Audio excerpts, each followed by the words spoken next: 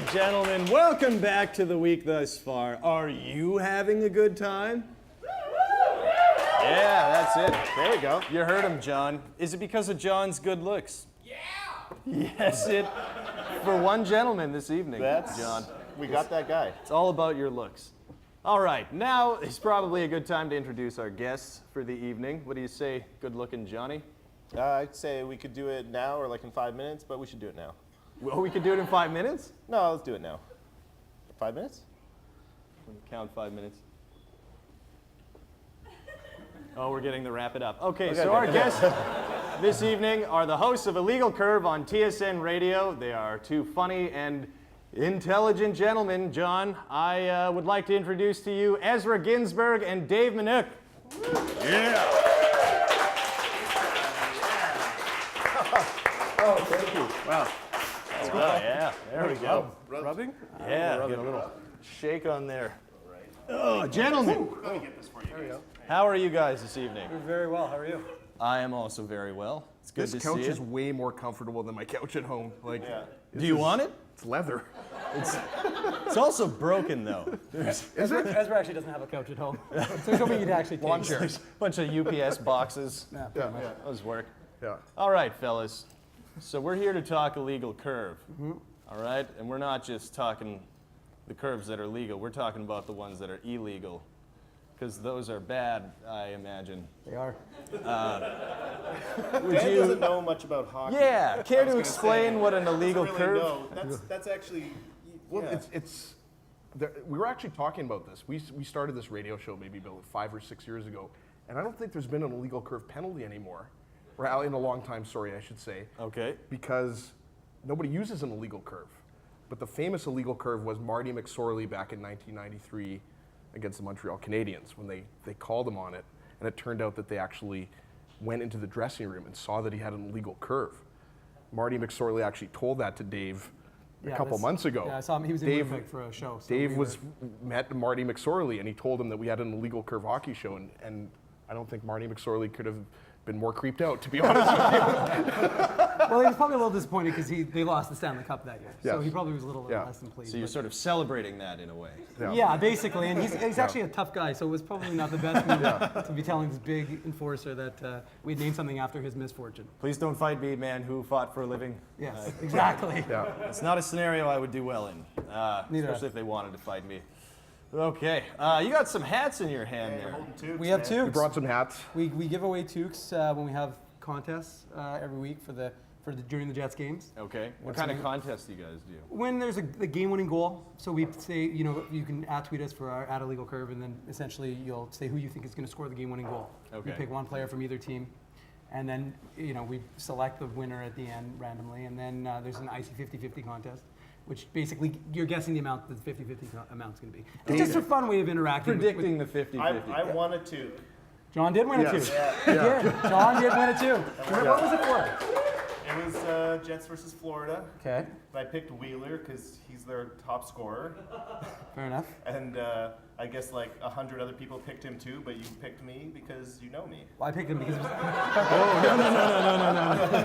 I don't want to say how I picked him, but I thought it would be easier to hand it to him in the press box than to go to the mailbox. And be honest. So John was the winner.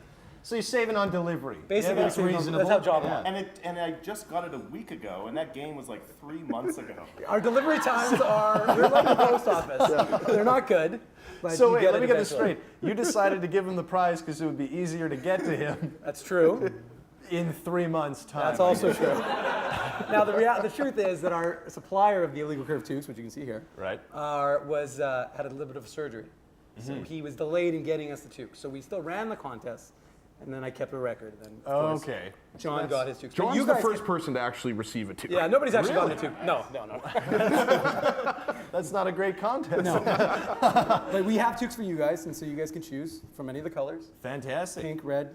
Are these the color options that are available? Are there These- more? these or are this three is- color All options. right, let's have a look at these. Take a look at Ooh, those. that is The soft. first day of like summer and spring. 100% cotton. Yeah, that's We've what everybody even wants to got be a wearing in the middle of summer. Is it Little is it too? embroidery on the back there too. Yeah, a those little, are They are little really logo. comfortable though. Yeah. Now, gentlemen, I understand that you got your show under some very interesting circumstances. That the way it came to fruition is pretty interesting.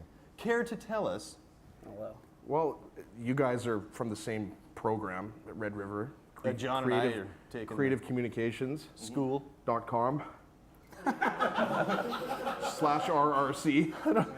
Are they paying them for that? I don't know. I feel like they don't pay anyone for that. As he's a proud alumni. Okay.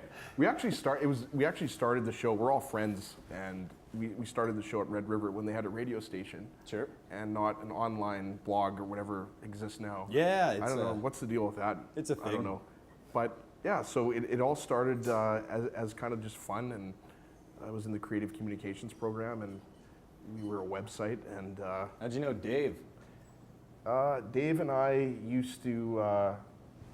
How do we know each other? Through my cousin. Richard and Dave are cousins. Richard there's is also on a legal curve. Right. So we've partied a lot together. And Where's Dick tonight? we've grown up together. Where's Richard? Richard right now. How many? There wasn't enough room on the couch. I think he's watching hockey. There's only so much. And he's probably at home watching hockey in his sweatpants. Is that what you guys call research? Yes. Yes. That is how you do Yeah. most of your research. Just sitting on a couch, Yeah. eating cheesies. I'm wearing my nice jeans for the show. Your nice jeans. But yeah, that's pretty much, that didn't explain at all how the radio show started. Fair enough. No, we're getting I there. mean, it started at Red River, and then right before the Jets came back, we kind of pitched our radio show to sports radio, and then became TSN TSN radio, and then now I'm making I must say, a pretty handsome living at what I'm doing. All right. And it's How handsome. Time for some new jeans. yeah, exactly. No, but it all started at Red River, and now we have our weekly radio show, and it's lots of fun. We get to talk hockey and give away free toques every 6 months.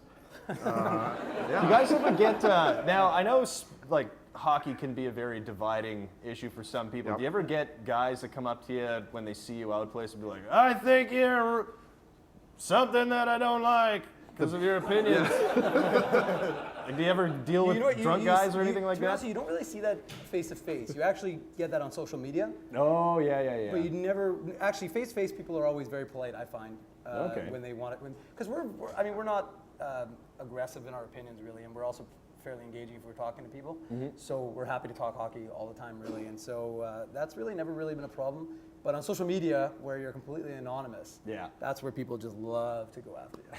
And so that's where we've really seen, like, we generally, again, we kind of try and stay above the fray because there's really no point in engaging it. Oh, totally. But that's really where you'll see the vast majority of people kind of interact in a negative fashion. If you go after them, that's how trolls get their strength. Absolutely. It's like working out for them. There's no question. You can't even acknowledge it. Is there an issue, like some opinion that got you the most negative, like feedback on social media? Like, is there something about like the Jets or something like? Well, it's interesting actually. People will literally make up stuff. Like we were doing a show and people will literally make things up that we didn't say. I actually had to go back and listen to a segment because I was like, did we ever say that? And so I went back and I listened. We never said it. But people will make it up, and then it's funny because it spawns a conversation that you're either a part of or you're not a part of. But if you don't, see, the problem is it's a twofold issue, right? Because if you don't engage it, then you look like you're trying not to get involved. But if you do engage it, then somehow it gets them excited, like you said. Oh, yeah. And so that kind of weighs on you what's the best approach, which again, like I said, we just try not to get involved because it's not worth your time. Big old troll boners. Is Yeah. what that gives me. There are a lot of troll boners. No Trolls question. are boners as Trolls well. are Remember that, folks. big Anyways, boners. guys, we're running out of time, or we have run out of time, so thank you very much for being on the show. Ezra Ginsburg and Dave Minuk, everybody, from A Legal Curve. Big round of applause.